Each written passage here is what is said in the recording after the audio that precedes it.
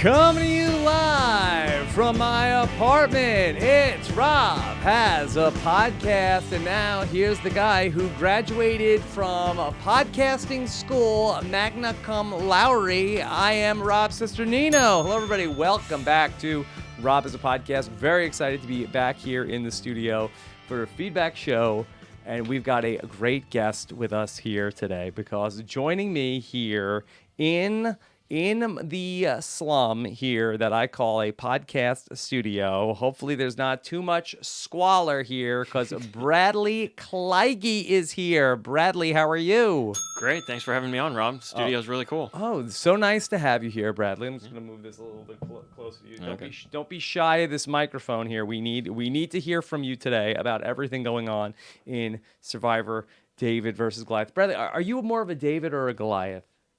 Goliath. Yeah, I would assume. Nailed it. Okay. So I am back from Reno, Nevada. We had a fun live show there over the week. Wednesday night, we were there for the Know-It-All, so that was very fun at Jason Somerville's Running Up Reno. And then I had an exit interview with our most recently departed from the game castaway, Natalie, who was very fun. People said they really enjoyed that exit interview with Natalie. Did you have a chance to hear it? I did not. Okay, no. That's fine. No, but I got the T-shirt, so I'm representing Natalie Yeah, talk here about today. this T-shirt that you're wearing here today. Well, it says hashtag everything about me speaks power. A little bit of a mouthful for a hashtag. Yeah, well, I didn't come up with a hashtag, but if you follow Natalie on Instagram, she's been wearing this T-shirt all over the place, so I figured I'd rep it here on the podcast, and it's even signed by Napalm Natalie herself on the back. Even signed by Napalm Natalie. Is that Natalie stinging Napalm, sensation that we're hearing? But don't think I ain't gonna drop a little Natalie Napalm before it's over. Yes, she's really done so much for Napalm and make it so like a nice thing. Yeah, I guess she's brought it back into like our an essential public oil consciousness. Now. Yes, she's done so much to rebrand it. Anyway, so very excited to have you here in the studio. That I've been since you were on Ghost Island. I looked forward to this day when you would finally be here and we could talk about Survivor. And I feel like this was a great week to have you here. Yeah, I'm excited. I of course loved Natalie. I think we're both nice and bossy, which makes it fun. But then it's also cool to be here. I've been listening to the podcast since long before I was on Survivor. Yes. So it's cool to be here. Now, have you felt like you've dodged a bullet that the first lady of podcasting is not home? Maybe. Are you feuding with her still, or? Well, I mean, that's why I had to bring her maple syrup. Okay. Yes. Okay. So Yep. we'll see that she's out at her 6,000th Halloween party for the month of October right now. So we will see what the situation is when she comes back. Had a fun podcast with T-Bird over this week as well. Thursday morning, I spoke with T-Bird. A lot of people were enjoying my conversation with T-Bird, Bradley. Yeah. No, T-Bird's cool. You must have put in a good word for me because she started following me on Twitter this morning. Oh, that is good. You know, T-Bird and you have so much in common as well that you guys are both so positive about everything. This was a super cut of T-Bird from this Thursday's show. If just a little synopsis of T-Bird on the podcast. Yes. Love all these players. I love them. I love that. I love you to pieces. Oh, God. I would love to meet JC. I would probably love to play horseshoes with JC. Dr. Allison giving some ideas on what to do. I like Jeremy, by the way. Carl, I like him. I love his smile. I love the way he was so sweet with Jessica. I just like him. I fell in love with Nick last night, too. And I love the Prochachos together. Love him. He is a dear person. I love him. Oh, gosh, Davey. I love him. I love Davey. Kara gets back with Dan, who, by the way, I love Dan. You love everybody, T-Bird. You love all the survivors. Wait. Well, now that there's been so much positivity already this week, we can bring that back down to earth. Whoa, that is too much. T-Bird loves everybody, just like you. So I guess let's get into that. And a big shout out to Matt Price, who put that together after the T-Bird podcast. Let me just start you off with a feedback question. This is from one of our listeners. Isaac has a question for Bradley. Hey, Rob and Bradley. It's Isaac from Wisconsin calling. Bradley, in your pregame interview, you talked about how you don't like simple and boring people. Well, I'm simple and boring, and I bought your torch. How about that? How much you want for it? I love my torch. Oh, this is this bullying, or is this extortion, or is this a negotiation? No, this is just me being nice. Yes. Yeah. Okay. Yep. All right. So you are. Let's talk turkey. What would you be willing to pay for a torch? I'm not going to offer the dollar amount first. What would he like for the torch? Yep. Now, do you know what he paid for it? I've got no idea. Okay. All right. So I haven't seen that torch since I headed to Ponderosa. Okay. So you would like Isaac to get a hold of you? Sure. Yeah. Okay. All right. Yeah. Let's talk a little bit about Natalie, because she was a fun character. A lot of people wrote in and called in because they felt like that maybe that there might be some similarities between you and Natalie. And so we have a lot of questions on this subject. And let me start you off with one from Ben from Philadelphia. Hey, Robin Bradley, it's Ben from Philadelphia. Bradley, I see some similarities between you and Natalie in the sense that you were both portrayed negatively on the show, but also both beloved by the fans. So can you talk a little bit about your reaction to your edit and about the tension between what it's like to see yourself portrayed so negatively on the screen, but then look online and find everyone loving you? What does that feel like? Thanks, guys. Okay, so the Natalie edit question is an interesting one, and I think that you're a great person to speak to that, because Natalie was somebody who I think was really beloved by the super fans, but in looking glancing down the Survivor Facebook page, I would say that maybe some of the more casual fans did not love Natalie as much. And I think she also got a lot of hate from people, which I'm sure was something that you experienced as well. Yeah, absolutely. I would say it might be a stretch to say I was beloved by the fans. But I think that there was a section of the people that really loved the show, and a section of the Twitter, social media, Reddit audience that did really appreciate you as a character on the show. Yeah, no, I mean, present that's company included. I mean, I would say, having been a fan before I went on the show, that's the role I wanted to be. There was nothing I would rather have been going into it than a villain. I think it makes it more interesting. That's the character I like watching. Even if Natalie did get a similar edit to the edit I ended up getting, she's exactly the kind of person that I'm rooting for, because I think it adds something nice to the show. We can't all be heroes, nor do we all want to be. So should she embrace it more? And because I feel like that in terms of being somebody who was nice, but then was voted out by the tribe, it's like, so what? Well, what do you do with that after the fact? But that I feel like that in terms of being memorable, the opportunities to come back, don't you feel like that she should embrace it more? Yeah, it's a lot all at once, I'll say, from experience, but I think... And I think she is embracing it. I mean, you're wearing a T-shirt that says #everything about me speaks power. So I do think she's embraced it, but I feel like that there is, but I feel like that she's a little bit... maybe I think hurt is the wrong word, but maybe saddened by or maybe shell shocked just a little bit, right? So it's fun being out there and you get to be this villain, and then you come back, and I feel like watching the episode each week is a lot easier if you're going to be a hero, right? You're like, what great thing am I going to do? What challenge am I going to win? This is going to be great. And when you're the villain, you're like, oh boy, what's coming? Like, is it going to be really bad? Is it going to be okay? Like, am I going to say something truly offensive? You don't really know. So it's a nerve-wracking process watching it back, where it isn't necessarily for somebody that's getting a better edit. And I think she's so fresh out of it that it's going to take her a couple of weeks, but give her a couple of weeks and I think she'll really appreciate the edit she got, because she is unforgettable. And she's also Natalie somebody Cole, that unforgettable. I think if you're talking about, who can we bring back in terms of villains and stuff, she's going to be at the top of a lot of lists. And so that's a place where you want to be once you've gotten over the initial, like, oh man, people are giving me a lot of hate online and it's just a lot to take in. Or you look at it and you're like, wow, it makes it look like I can't get along with anybody, or I'm terrible, or I boss everybody. And that maybe is not how you think you're perceived in real life. So it's an adjustment. It's weird to see yourself on TV because, of course, what they show on TV is a figment of your personality, right? It's a part of it. But some people are getting the 10% best part of themselves on the TV, and there's others of us that are getting the 10% worst part of ourselves on the TV. And Who got the 10% best part of themselves? Donathan. Okay. I thought we were. I was going to be nice, Rob. No, we've already gone down this road.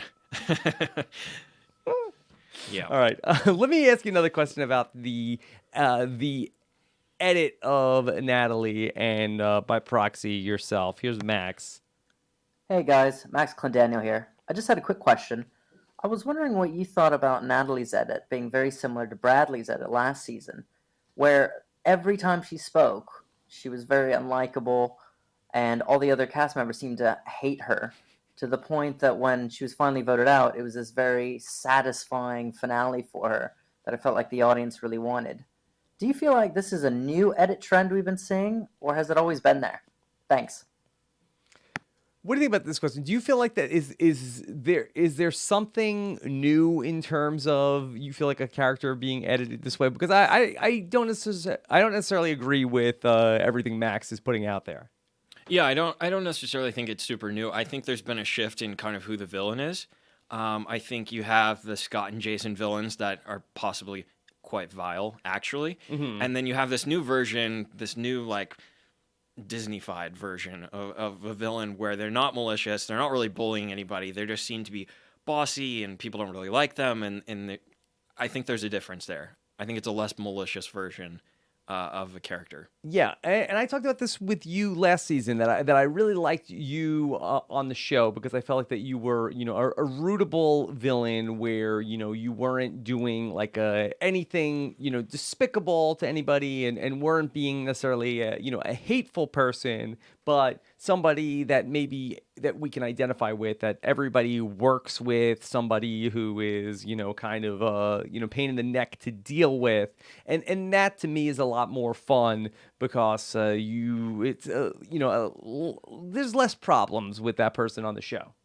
Yeah, absolutely. And once you're back to Ponderosa or out of the game and hanging out with people and it's like, hey, we're all fed, this is fun, I get to see you for a few hours, it's a lot different whether, and then you have somebody who, is maybe more like, I never want to see this person again. I think there is a difference, and I think it's a lot more fun. It's kind of this idea of going out there. It was like, okay, I wanted to be the villain. I thought that's what they wanted me to be, and I'm happy to play that up because their idea, I think, this new version of a villain, is somebody that's less malicious. You're not having to do anything that's outside of maybe your values or that you feel like is truly mean. I don't think anything I was doing or anything that Natalie was doing was being truly mean. It's just kind of being outrageous and entertaining rather than malicious. Now, you guys had a lot in common in that you guys were both experts in how the camp should be run.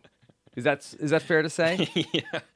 Yeah. I mean, to the part where I was clapping, what's funny about that is the producer said, like, hey, guys, we got to hurry up. There's flies all over your meat and stuff, so hurry up. But, of course, then I took that too far. Yeah. It's one of those things where you don't realize because you haven't seen yourself on TV yet. You're like, when the producer's like, come on, hurry up, let's go. And then you decide you're going to clap at people. It doesn't play real well on TV, even though I think it's hilarious. You and Natalie, had so much in common. I thought it was uncanny that some of the things that you guys have been doing similarly around camp that we put this together.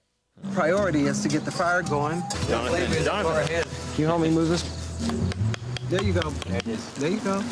Okay, you got to put some wood. You got to feed it right away or it's going to go out. Somebody. I'll do it. Put some of that thread right there, that linen by your hand. Your right hand. Right there. Pick up that linen piece by your right hand. Right there. Put that on there. Yeah, that burns quickly.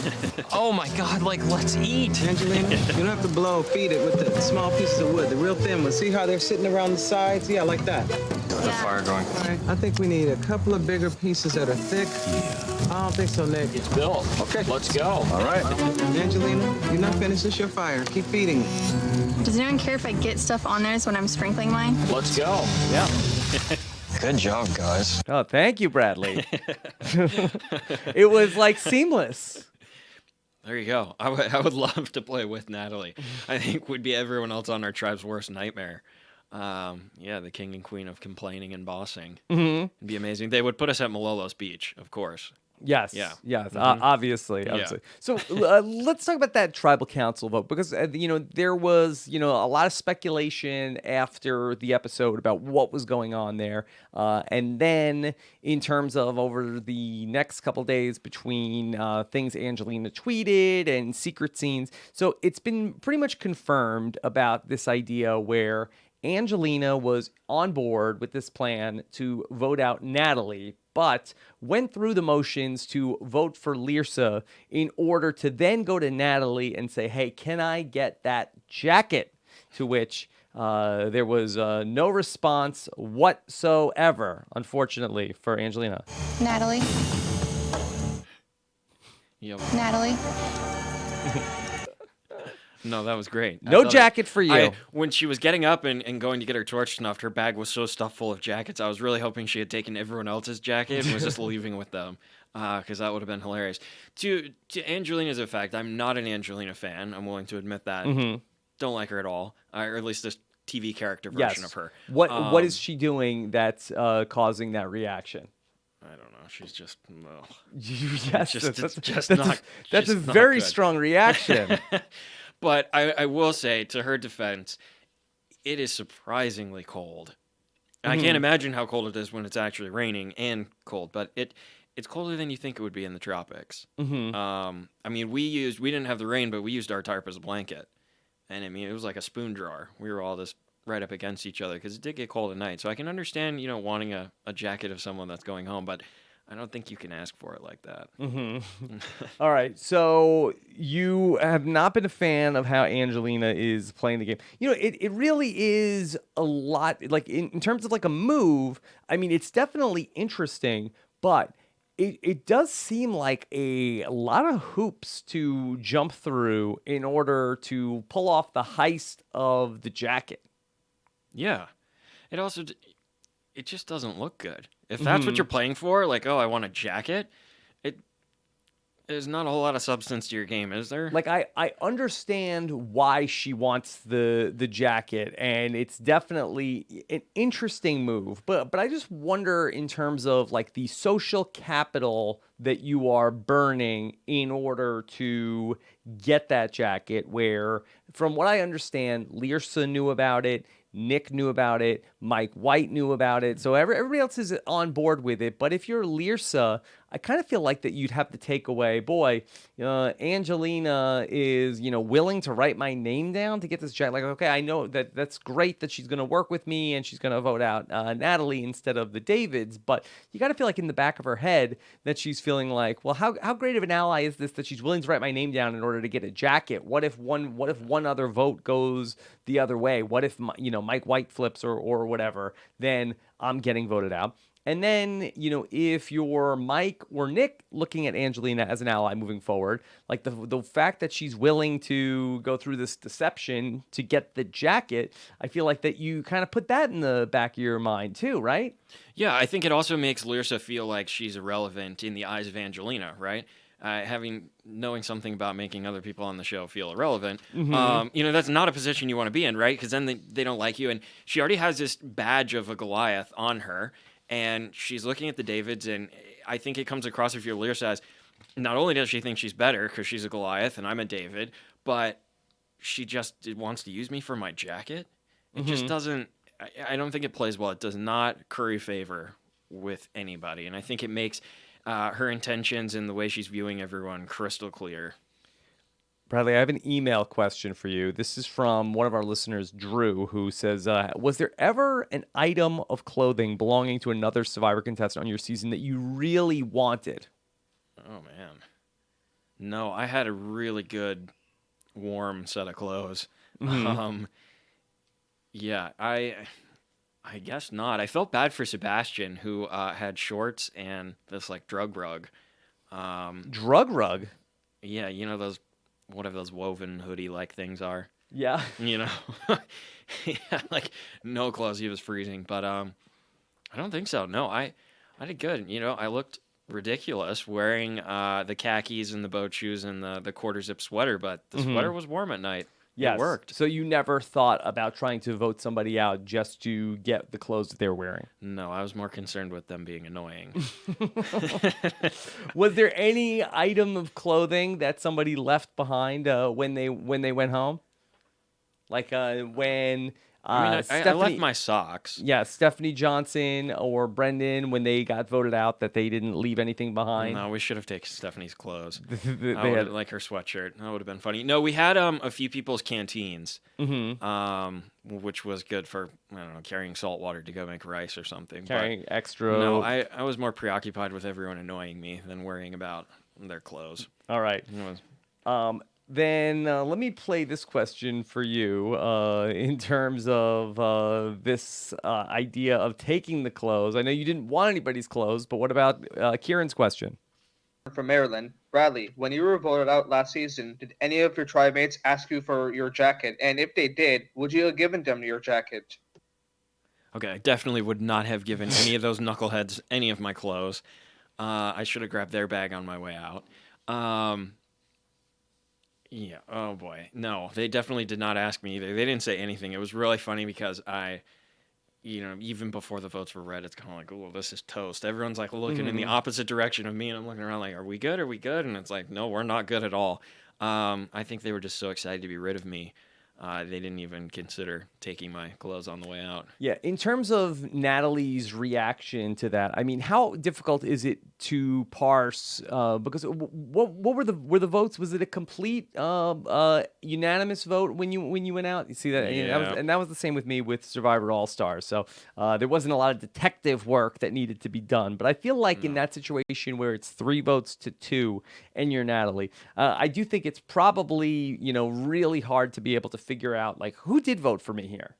Yeah, but then also I think as soon as you're voted out, you're immediately like, I'm going to Ponderosa, I'm going to eat and drink and be comfortable, and you guys are going to suffer, and there's nothing you want more than when you get to Ponderosa for it to rain, for it to storm. It doesn't matter who's left on that beach. You're like, I want you to be as miserable as possible. At least that's how I thought.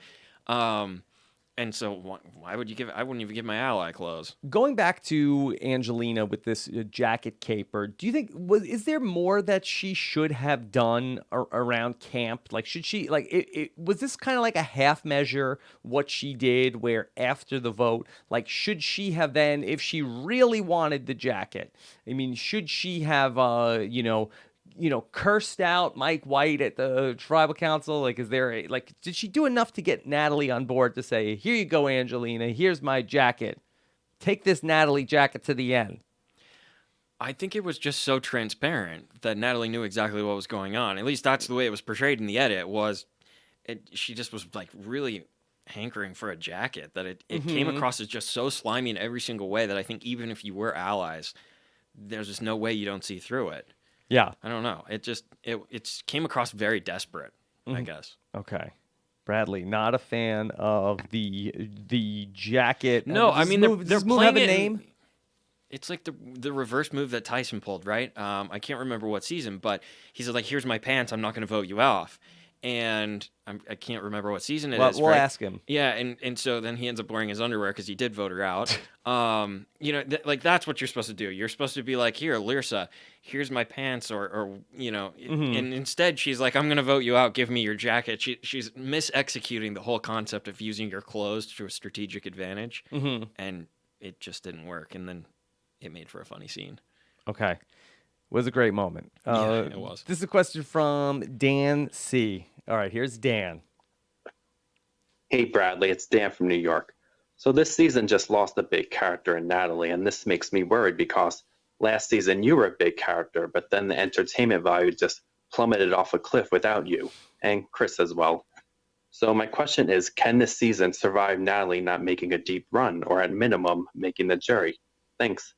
Okay, and just a fact check going through, Scott French in our Facebook group says that Tyson gave Laura Moret his pants at Blood vs. Water. He was talking about that on the live show the other night. So, all right, this is a great question. It is. This guy's a legend, first of all. Yes.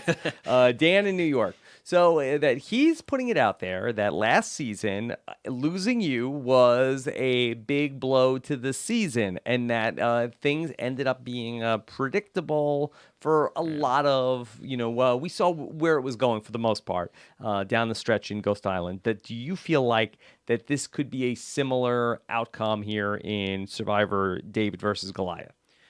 It definitely could be a similar outcome. I think you have to lose a few more big characters. I think the problem was we had a really strong pre-merge on Ghost Island, right? And then you lose me, who was never going to win, but the entertainment value was high. And then the next week you lose Chris, who's the same deal. He's never going to win, but he was super entertaining.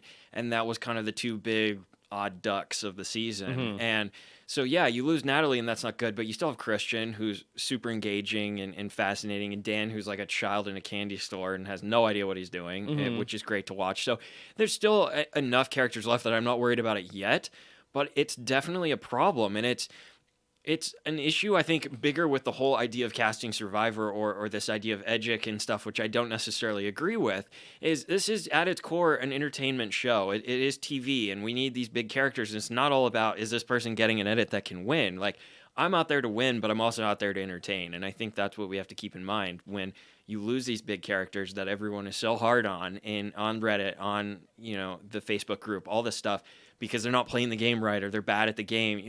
You lose these people and then it's not as exciting. So I agree with your conclusion, but I will disagree a little bit on how you got there, because I don't think that the issue necessarily with Ghost Island was that we lost Bradley, the big character. But I think that it was a bigger blow that we lost Bradley, the player, because I feel like that, and to Dominic's credit, identifying you as a potential problem for what he wanted to do in the game, I think was a very underrated move in his game. And I think that had you stayed there, that I think that we would have seen a more dramatic crack of Navidi, where I think that what Dominic did by getting rid of you in that spot was really undercut Kellen's chances to be able to, if she wanted to stick with Navidi, then she wasn't going to be able to, outflank him and Wendell at any point. And I think that it may have had a more dramatic close to the season, where if it would have been maybe Dominic and Wendell's people versus the Bradley and Kellen people. And I think that would have been more interesting to watch than where it was, for the most part, Navidi picking off the Malolo, and then because Dominic and Wendell had Laurel and Donathan, then, Kellen's side really didn't have a leg to stand on when push came to shove. Yeah, absolutely. She was a person or two short, right? You can disagree with me, but I would say that after the merge, there were 4 people that could have realistically won the game, or that were, everybody was playing, but not everybody was like trying to control it to the point where they could make a convincing case to win the game. And I think you had Kellen, Michael, Dominic, and Wendell, and you have 4. And the problem just was there were too many people that had already decided they were going to follow Dominic and Wendell. That you just couldn't do anything. She was a person short in a lot of that stuff, because had we gone into there, I mean, Dom was exactly right. I would have been a problem for him. Because at that point, Kellen and I were getting very close to Michael and kind of creating this other group that could have made a run for it. And unfortunately, that just didn't happen. And I mean, it really was a cakewalk in a sense for Dom and Wendell. I mean, they were just outplaying everyone so hard. Yes, and to that extent, I feel like Natalie was a great character here, but I don't necessarily feel like she was going to be, a key player in terms of what was going to be going on strategically after the merge. So it's not like we're going to, take a look at this at some point, like, oh, if Natalie got to this point, she had these 5 people, and so they took out this major, threat to whatever is going to be the power structure in the game. Natalie was great to watch, but she wasn't necessarily somebody who was, a power player in the game, even though everything about her speaks power. I would say that she was probably not a power player in terms of having a number of people that she was, working closely with that would have been a force to be reckoned with later on. So I don't think that this is as dramatic of a moment in this season in terms of how the game is ultimately going to play out. Yeah, for how the game is playing out, I totally agree with you. If anything, entertainment-wise, it does lose a little, but player-wise, what's interesting is I wonder if you put Natalie in a returnee season where people can understand that Natalie acting that way in her perception with everyone, no one's ever going to give her the $1 million if they would keep her. Because I think that's like what a lot of people said after, Dom flipped on me. Is, why didn't you keep him? Nobody was ever going to let him win. And I don't think I would have won, but it's entirely possible Dom wouldn't have made it to the end if I had kept playing. Where I don't know if was Natalie targeting anybody. Was she pulling any move? Like, was there a strategy to her game? It just seemed like she was kind of fighting with everybody. There wasn't a whole lot of machinating behind the facade of her bossing everyone. And also, if anything, I think that this is probably something that is going to improve the dynamics of like how interesting of a game it could be, because instead of being some sort of 8-6 advantage for the Goliaths, but if they would have voted out Lyrsa, now it's 7 Davids, 7 Goliaths with 14 people left in the game. So it really is, if we lose, say, 2 more people and then we go to the merge, there's a chance it could be 6-6, or it's not that big of a gap between how many where last season. What did we go to the merge with? Only 5 Malolo in the game or something. It won't be as lopsided. Yeah. And then the other thing is, you take out Natalie, you take out this person who everyone is unified against, right, and just being annoyed with. And you take that out of the equation. Now they have to find something new to be irritated with and sit around and complain with. Because, frankly, I mean, yes, did I complain a lot? Of course, but so does everyone else.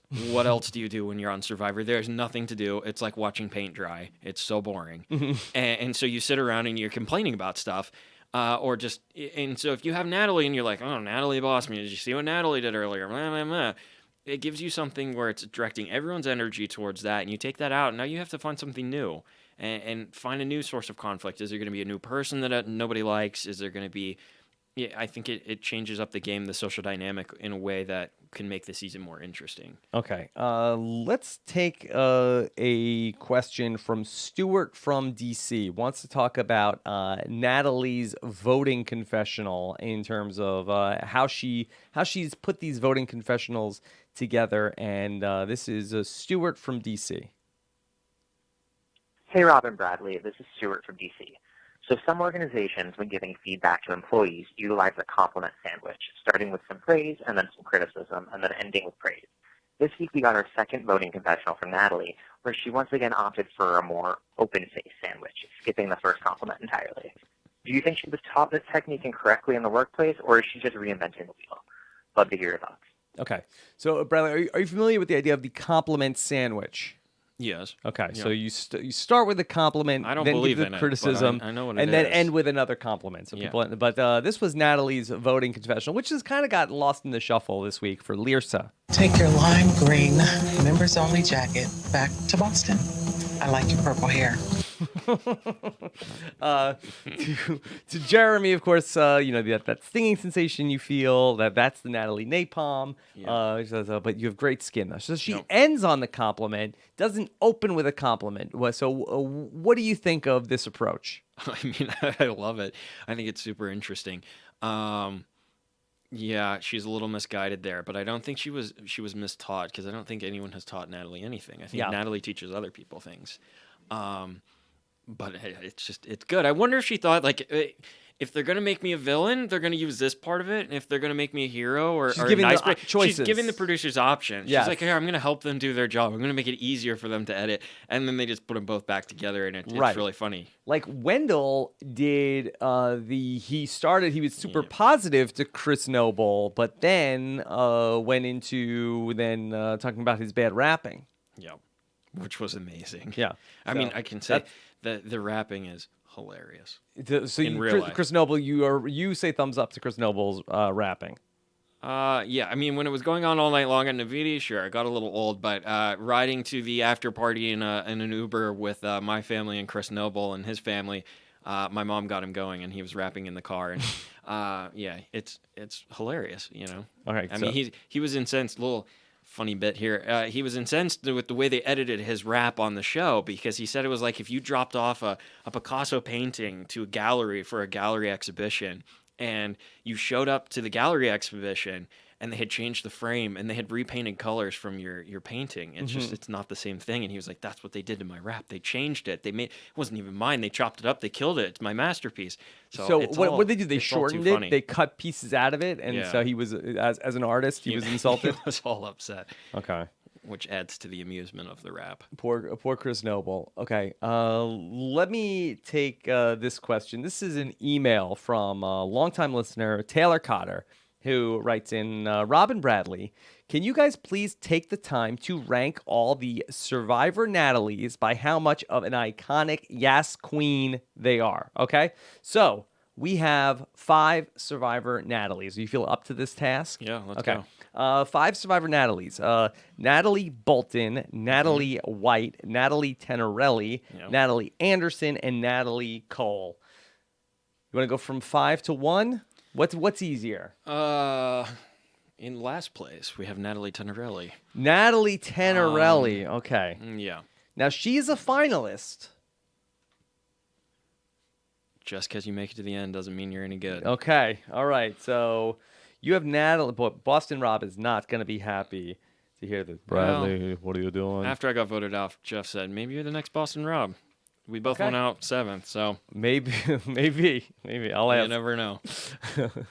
All right. So Natalie Tenorelli, hard to disagree too much. I mean, she does not really have an iconic moment.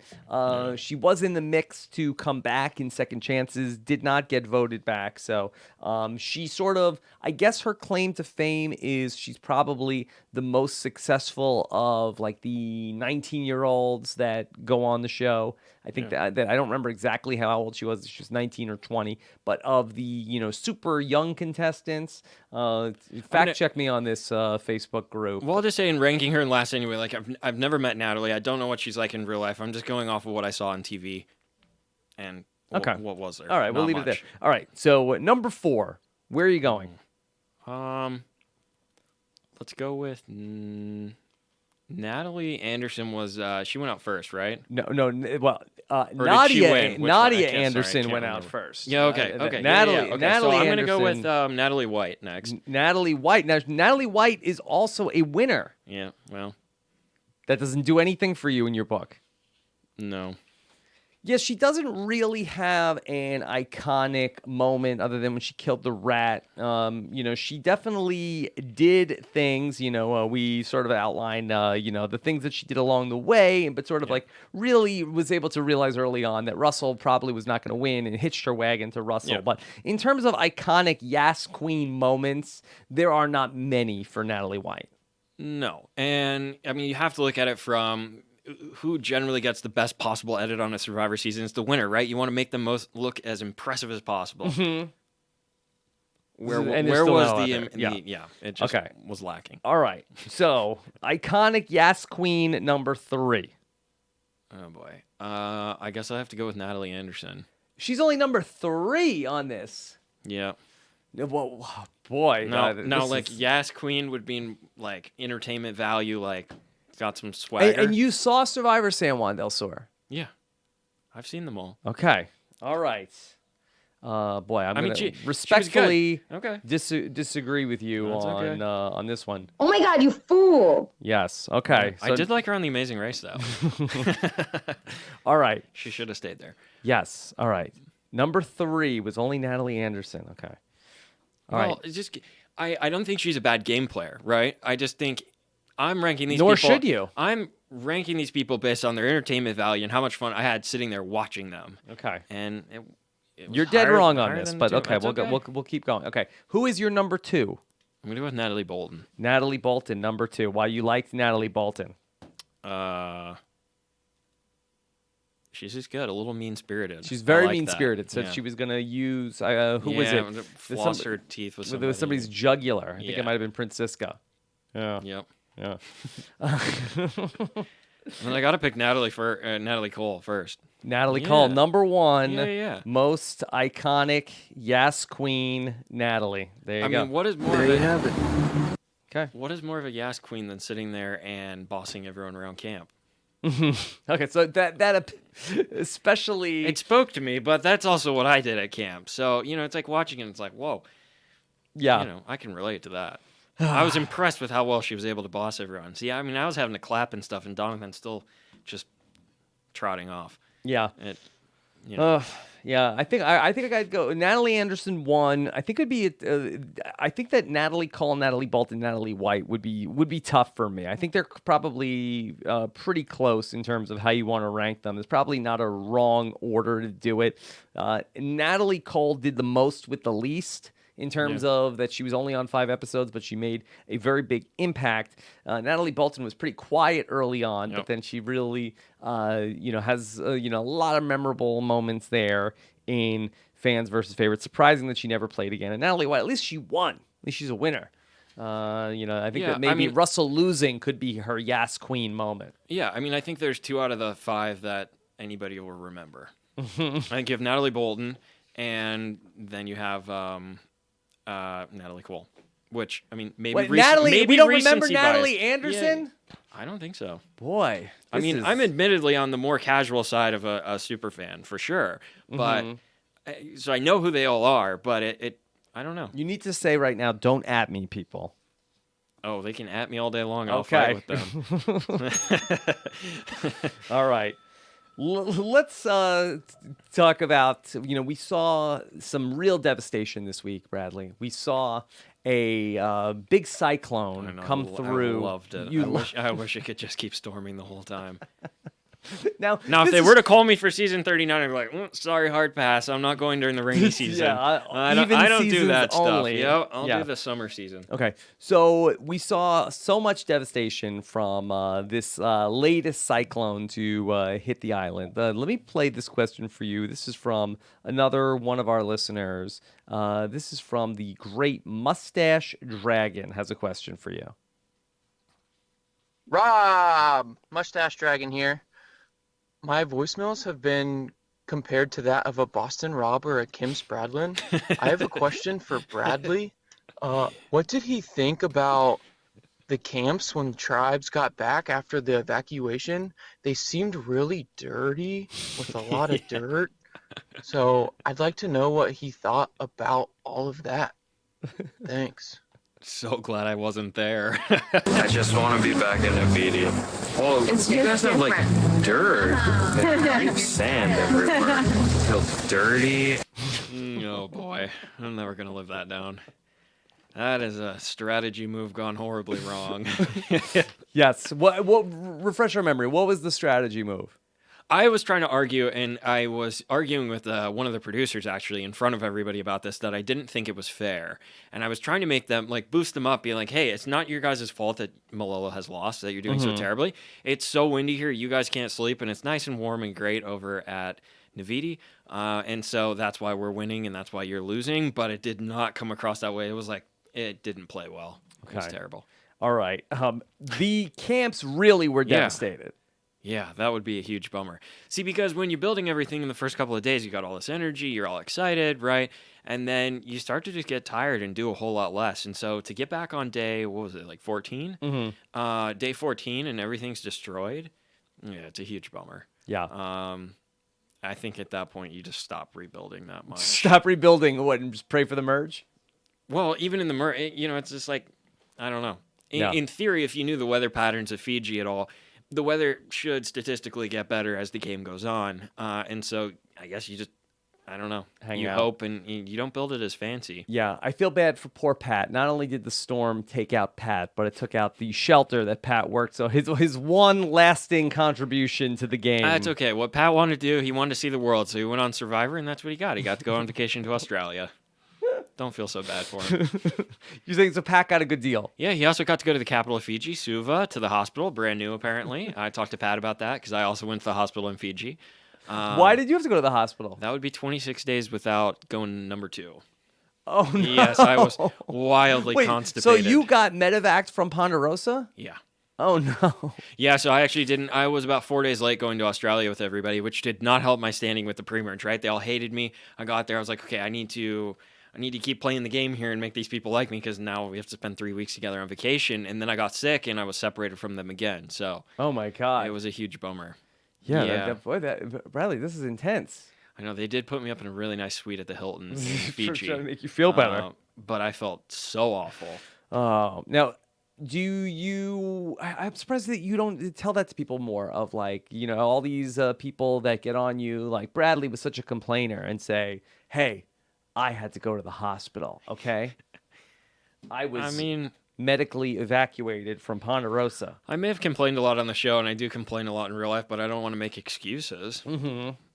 I mean, yeah, I really didn't feel bad. It was the steak that really messed it all up. When we won that massive... You got Joe Del Campo? I definitely got Joe Del Campo. What is it about and I think it actually steak? happened to Sierra Dawn Thomas on Game Changers as well. She was the same kind of case. Didn't go to the hospital until after she got voted out. But this is exclusive info. It happens enough that Dr. Joe was like, we keep telling them, stop feeding them steak with no vegetables. And they don't keep, what happened is there's no vegetables. There's actually, I wish I had the X-ray photo. They won't give it to me, but I saw it in Fiji, and you can see the steak, and then you can see everything I ate at Ponderosa after that, and just was like, it was not good. Not good. Not good.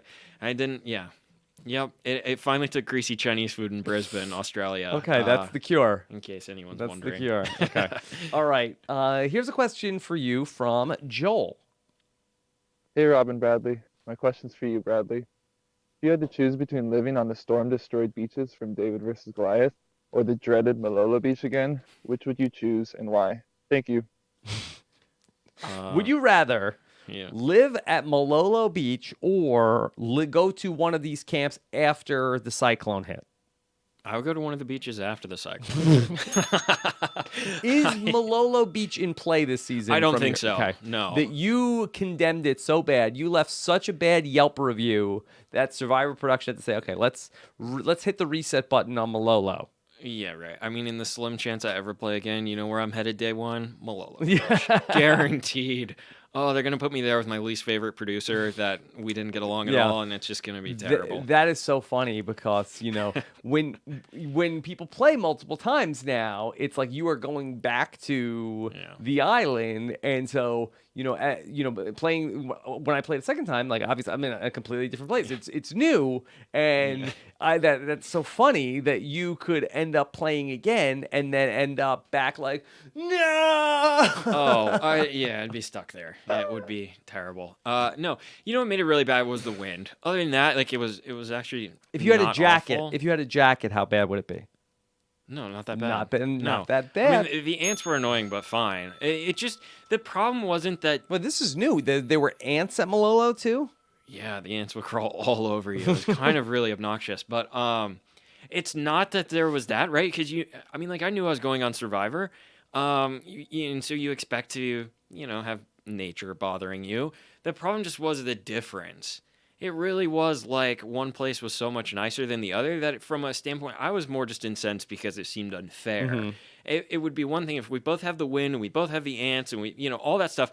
That's a level playing field and that's fine. That's what I signed up for. What I didn't sign up for is one tribe to be out of the wind so you can sleep all night, and the other for it to be super windy. Because I don't know if you had problems sleeping, but like I didn't sleep at all while I was out there, and it's just, and so it's tough when you're able to sleep in one place and not in the other. Mm-hmm. I mean, that kind of stuff does make a difference. Do you run cold, would you say? Yeah. Okay. If you run cold, you need a jacket. Yeah. That's right. Okay. Let's just take one more question on this subject. We got a lot of tweets about it as well. Let me play this question from Jonathan. Hi, it's Jonathan from Sydney. I just had a question for Bradley. Would he prefer to have a camp that is dirty or a camp that is muddy, like we've seen this season? Oh boy! Now we saw the flooding. There was flooding. The water was running all through the camp. Yeah, I think that would get miserable real quick. It's kind of like camping. Mm-hmm. If it's gonna rain, I'm probably not gonna go camping. Okay. So I would take dirty, but there were so many aspects, so many things that made Malolo dirty that, my complaint list is very long there. I mean, to the fact. Yes. Yeah. This is an email from Corey B, who wants to help you set the record straight. That a lot of people seem to think you hated sand on your beach. I very distinctly remember you saying that you hated how much dirt was on your beach. Can you please set the record straight? P.S. Thanks for helping me win my first Wiggler's Wombats hat. Yeah, you're welcome for the hat. I don't know what he's talking about. That Corey B was the composer who composed a very popular Wandoff about you from, I believe, from the hit movie Moana. Oh, okay. You had not heard that? I had not, no. I had to take a break from the social media and the podcasts and everything while I was the subject of them. What, you didn't like it? It's just a little too much coming in one direction. Yeah. Yes. No, it was not One Direction. That was a different Wandoff. What? No. Go ahead. Yeah. Yeah. Okay. So it was a lot dirtier at Malolo. Yes, I don't mind the sand. The problem is that clip is so chopped up. It's not a direct sentence. Mhm. It's a classic reality TV Frankenbite. But the sand was actually nicer at Malolo on the beach than it was at Navidi. But I mean, they're both lovely. It's both paradise. Yeah, they're both paradise. It just would be nice to, not be stuck there with the Malolos. Let me see if this is the right. Wonder. No, that's not the right one. Okay, so maybe that might be what Corey B is referring to. I have to be honest that I have not fact check me as well on that one. If that looks like that's the Corey B Wandoff from the week that I may have given Corey B credit for a different Wandoff. So I'm sure there's some Wandoff fact checkers that are out there that'll get the record straight on that. Okay. I mean, I just watched my own vote off a couple months ago for the first time, so maybe I'm ready to listen to a Wandoff song about myself. Yeah. You're ready to dive back in. Okay. All right. Let's go ahead and talk a little bit about some of the stuff going on with the tribe swap. This is a question from Adam. And let me go ahead and play that one for you. Okay. Here's Adam. Hey, yo, Bradio. This is Adam from Minneapolis. I was wondering if you could compare the post-swap strategies of the Goliath and Navidi tribes. Both tribes swapped into ideal numbers advantages, but we're seeing the Goliaths eat their own, while Navidi stayed loyal all the way through to the merge. Oh wait, no. No, they didn't. Anyway, thanks for taking my call. Okay. So I think there's been a lot of comparisons between Navidi and the Goliaths made so far in this season, where there's been talk of Goliath strong, but it has not had the same appeal necessarily as Navidi strong, as we have seen now Goliaths voted out in back-to-back weeks. So do you think that there is one strategy is better than the other? Do you think that the Goliaths have been making a big mistake these last couple of rounds? Oh, man. Yeah, there's one strategy that's better than the other, and there's one that's way better for TV, right? What's happening on David Goliath is way better for TV. Strategy-wise, I think the idea of sticking strong, if you can do it, if you swap into those advantages, it just makes sense, the number stuff. Because you can eat off the Davids, and then you're left to go with the Goliaths. And that was the hard part while we were out there. Even going with Navidi strong was this idea. It was like, this is super boring. I mean, as somebody that's watched all the seasons, you're like, this isn't the most compelling thing, but it makes sense while it's working. And yeah, I mean, so I think it makes it way more exciting to watch what's happening to the Goliaths, but if they could have stuck together, it would get them all farther. Okay. Let me play another voicemail question for you on this subject about have we reached a point in the game where one of these strategies is proven to work better than the others? Here is Damien. What's up, EK and Robisu? This is Damien X, long-time listener, first-time caller. So I'm wondering if you have any hot takes on whether the original Tribe Strong paradigm can still work. I mean, from where I'm watching, we haven't seen a winner pull that off in 5 years, really since the legends of Boston, Rob, and Kim. But as you know, they were playing with a bunch of sheep who were willing to go along with that, whereas now you're getting cast with that are full of fans who've seen Tony, and basically every winner since Tony, reach across the aisle. And so you got to figure, if you're not forming those bonds with the other side, someone else on your side is. And those are the players that are going to steamroll you when you get to the merge. Or, for some players, even before that. All right, curious if you have any thoughts. Boy. Thanks for taking my call, bro, Chacho, and get stoked. Yes, thank you, Damien. So do you feel like, though, that is there a short-sightedness in I am only going to work with my group? Yeah. Yeah, for sure. So, but is that something that you need to establish pre-merge, or is that something that you should be looking at post-merge? Because just to revisit Ghost Island, that we saw, Dominic and Wendell did pick up those sort of key Malolo allies in the pre-merge, which ended up really paying dividends for them later in the game. Yeah. No, it did. What I'll say is from the edit, it looks like we weren't even talking to the Malolos, which was not the case. We were desperately trying to get one of them to flip. And working a number of them, and they wouldn't. And then Brendan went home, and they all ran to us the next day, and they're like, "Oh, I'll switch now." And it's like, "Well, you're a day late and $1 short."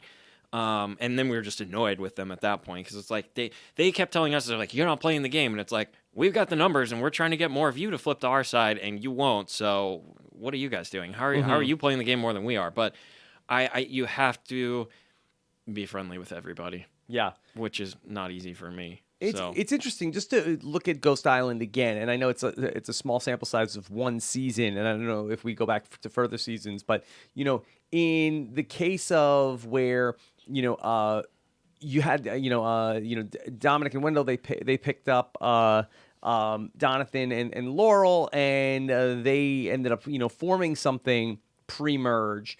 And I don't think they ever had to vote together in that configuration. They never went to a tribal council together after the fact. But presumably they would have voted against Chris Noble if they would have gone together. But like in the case of, Kellen voted out people like James, and kept Desiree, who inevitably ended up, saying, hey, I got to get Kellen out of the game.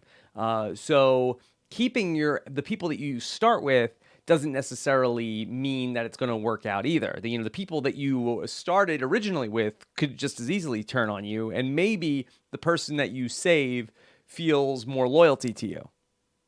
Yeah, I would agree with that. I think it's also better if you don't form as tight of bonds with people constantly. I think you need to be friendly with everybody, Right. but not too close with some people and not as close with others, because then you get this tie, right? And you say, oh, we're super close. Can I beat this person? They see us as a unit. So that's more incentive to flip. And then also at the end, when you inevitably do have to flip on these people you've been working with, if you're too close with them, then they're personally upset with you. Like, it'll be interesting to watch what is going to be the loyalty towards Mike and Angelina from Nick and Lirsa, who were presumably saved at this vote, and then also with the vote where what will how will Davey and Elizabeth treat Alec, who it was by his mercy that they were saved from the game. Specifically Elizabeth, and we saw this past week where Elizabeth would have been voted out, and then when Kara came to her and said, "Hey, let's work together," she was like, "Well, Alec, I feel like he needs us more than you need us." Yeah, I still think the hard part is, like with Alec, do we see any place for him but the bottom of either alliance? Not really. Not really. It's just that's still the hard part. But it puts him in a better position if there's more people, right? So now we've had two different tribes vote off of Goliath, even though they were in the majority. And I think that's better for the Goliaths that flipped, because when it happens just once, you're kind of, you have the scarlet letter on you. But if it's happening with all the tribes, then I think everyone is more likely to forgive it, and it's not as bad for your game. Okay. Let's talk about Dan, who found the hidden immunity idol again this week. Let me play you this question from our good buddy Kieran from Maryland. Hey, Rob, it's Kieran from Maryland. My question to Bradley is, do you think Dan will use his two idols successfully, or do you think he will become the next James and go home with both idols in his possession? Okay. Oh, man. Do you think that Dan can reverse the curse? Maybe. Jeremy Collins had 2 idols at one point and went on to win the game. So, but I mean, here's what makes me skeptical, right? Dan is not a very big Survivor fan. Admittedly, he hasn't watched that much. So, is he likely to fall into a pitfall that somebody that has watched a lot of Survivor would avoid? Sure, maybe. But I think that's also what makes Dan really compelling, and I like watching him on TV, right? Because he's not sitting there being like, let me sift through 100 different possibilities that I have in my head, and I've seen it before in this season and that season, whatever. I mean, like, that's fun sometimes, but it's also fun to watch somebody make mistakes. So maybe he can learn on the fly. He seems to be playing a pretty good game so far. I mean, I think he got really lucky that he got split up with Kara, or from Kara, because I don't think he realized what a big liability that relationship was. So I'm excited I hope he pulls it off. I enjoy watching Dan.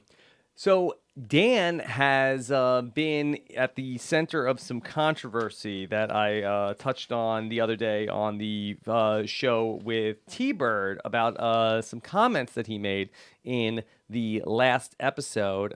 Here is Dan talking about this new group that he's formed. You're also part of the Brochachos at this point. Brochacho? Who's the president of the Brochachos? We have to have an election. I kind of came up with the word. Now, hold on a second. So Dan is taking credit that he came up with the word brochachos, which is even worse than what I originally had thought, where he was just saying the word brochacho. And T-Bird tried to say that maybe this was some sort of an homage to Terry Dietz, who in Survivor Second Chances talked. What's up, brochacho? That was Terry on his exit interview with me. He also referred to Joey Amazing. Yo, brochacho. Joe Brochacho. Here's Dan. This is now 6 seasons later saying, "Oh, the word brochacho, I made it up." Well, he didn't make it up. I'm going to give Terry credit for that. He says he says that's a word I made up. Listen. You're also part of the Brochachos at this point. Brochacho? Who's the president of the Brochachos? We have to have an election. I kind of came up with the word. I kind of came up with the word. I mean, he lost 100 pounds and now he thinks he does everything and he's perfect at it all? Like, oh, great. Good job, Dan. Yeah. I can't believe he's taking credit for he's not just stealing the word, but he's saying that he made it up too. Yeah. Well, he's wrong. That's not right. Wouldn't put it past a Survivor contestant to not be the brightest. Well,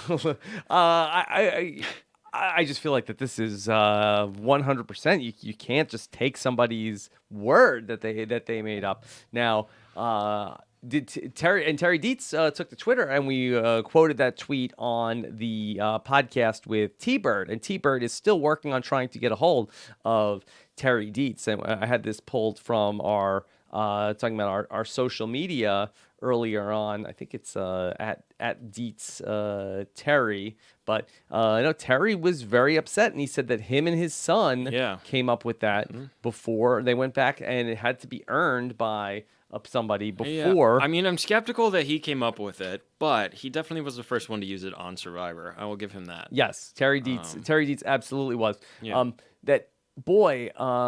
Christian was so excited to be part of the Brochachos. Listen. You're also part of the Brochachos at this point. Brochacho? What? What? I'm a Brochacho? Those mannerisms are something else with Christian. But yeah, I would love to know. I would love to meet Christian in real life to see if he's really like that or if he was just that eager while he was on the show. Do you think is that part of him selling himself to the part of the Charmpocalypse? Yes. Yeah, that's what I want to know, because it's so over the top in a very engaging way that's really fun to watch. But all I can think is, you know, when you're out there, you start to get a feel of like who's really good at Survivor, at the, just the charismatic aspect of it. Who is it Jeff's calling on all the time? Who when you're going through a challenge or whatever, who's being, funny, right? And everyone starts to pick up on that. And naturally, right, you have a bunch of people that are desperate to be famous and desperate to be on TV and get as much airtime as possible. And so you get that person and everyone starts to look at it and they're like, oh, this person's got to go. They're going to take all my airtime from me. And I wonder if anyone, picked up on that with Christian, because he's so engaging and so over the top. that it seems like you'd take one look at him and be like, well, I'm never going to be on the TV screen if this kid's around, you know? So I don't know. I enjoy watching it, but I have to assume he's overselling it, but he's also a professor and they're known to be a little strange. But I can't imagine him going in and like teaching a class and being like, whoa, yeah. I mean, he almost moves like his robots that he makes. It's really something. Just one other last note on this clip, because there's so much here. I want to talk about one other thing. They're also part of the Brochachos at this point. Brochacho? Who's the president of the Brochachos? Really? We have to have okay, we have Mayor of Slamtown, and we're talking about Slamtown. We have to have a president of the Brochachos too? Yep. It's all too much. Enough with these alliance names. Enough with the George Bushy of Tushy. All these weird like, come on, this is Survivor. This is not Big Brother. That's my opinion on that. It's like, So Christian has a name that he wants to be called. He has a new nickname for her or title for himself. He's not inside, the comptroller anymore? Oh no, he's no longer the comptroller of Slamtown. He has a new title that he would like to be. Can I be the CEO? Okay. And I can be like, head of awesome stuff. The HAS. HAS. The HAS. The Haas. What do we leave out? Haas. I'm Haas, The Haas of the Brochachos. Exactly. Like an avocado. Okay, so Dan is going to be the CEO of the Brochachos, and is there a board? It's a whole thing, and then Christian is giving himself. This is like one of those like startups where they tell millennials they can write whatever they want on the business card. It's like you can make your own title, make it say whatever you want. Hey, I'm Christian Hubicki. I'm the Haas, the head awesome stuff. The head of awesome stuff. Yeah.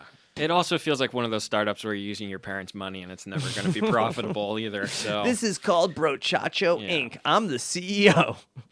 Put whatever you want on the business card as long as you're a Brochacho. I'm curious if I were there, if it would have been amusing to listen to all of this, or if I would have been like, "Oh dear God." I have a guess. I have a guess how you would have reacted to that. Yeah. The head of awesome stuff. Yeah. So, it's not good. Christian's cool though. I was all in on the mayor of Slamtown. I don't want to do the Brochachos. The CEO of Brochacho. Mason Dixon, and we've got the Rock. I can't keep all these funny names straight. Like, let's just play Survivor. Yeah. Also, Dan had one other thing that he said in this episode in terms of giving out nicknames.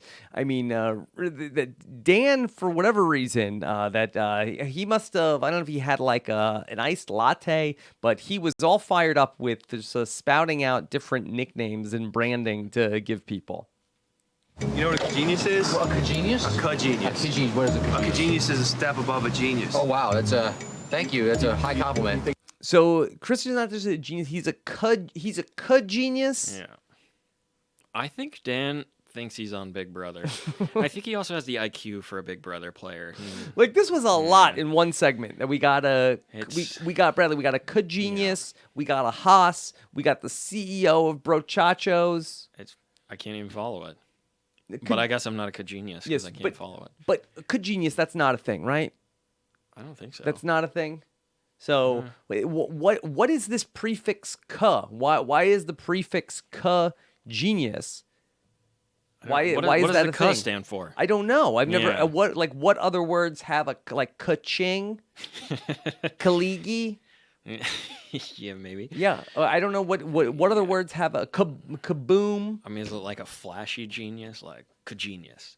I don't know. It's weird. So come on, Dan. Yeah, I don't really. But I guess that's what you have to do on Survivor. If you don't know any Survivor strategy, you just got to give up name. You got to talk about something. Yeah. Ding, ka-ching, ka-ching. Yeah. There's Debbie Wanner. And I love Debbie. I was so surprised. God, I finally met Debbie. Yes. Debbie is How was that? She is a treasure. So I have been longing to track down Debbie for the podcast, and I made contact with her on Facebook. She's usually my DMs. Okay, well, see if you could put in a good word for me. I'd love to talk to Debbie on the podcast. And so I had tweeted out, as I normally do with the feedback show and the guests that are coming on, hey, let me know if you have any questions. And I was most surprised to see that Debbie Wanner responded and wanted to know, do you, Bradley, get mistaken for hashtag Jonathan Rhys Myers? P.S. I'm your #1 fan. Yeah. Oh, I love me some Debbie. The bomb doors are open. Prepare to fire. Oh my God, she's everything you want her to be in real life. Yes. But no, I do not get. She's really pushing this. This is not the first time I've heard. And she this tweeted the reference. picture of Jonathan. She doesn't give it up. Jonathan Rhys Meyers. Yeah, it's no, I have not been mistaken for him. Who is this Jonathan Rhys Meyers? Should I know who he is? What is he? I don't know. Jonathan Rhys Meyers. Okay, let me look at his IMDb. A little IMD bags here. Jonathan Rhys Meyers, best known for Match Point, The Tudors, Bend It Like Beckham, Vikings. That's probably what Debbie's watching him on. Vikings. I bet. He was on Dracula, the TV series. So yeah, nothing I've seen. Nothing I've seen. Yeah. The picture she posted kind of looked like you, but definitely not in what's going on IMDb. Doesn't look like you. Yeah, no, she's pushing that one, and I think she might be wrong on that. But Debbie, you're right on almost everything else. You're great.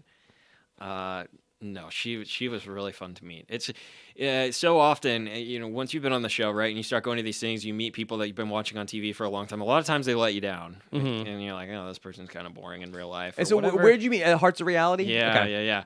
I met her at Hearts of Reality. She had her tiger bathing suit on. I was like, Debbie, you take your shirt off. I want a picture with you. Whoa. Oh, yeah. Yeah. Watch out, That's how our Bradley. Watch out, relationship Bradley. started. Yeah. Yes. Okay, be careful there. Yeah. And then from after that, it was, love. All right. So, yeah, please put in a good word for us with Debbie Wanner. Here's a question for you from Elise. Hey there, Rob and Bradley. Elise here from Milwaukee, the good land.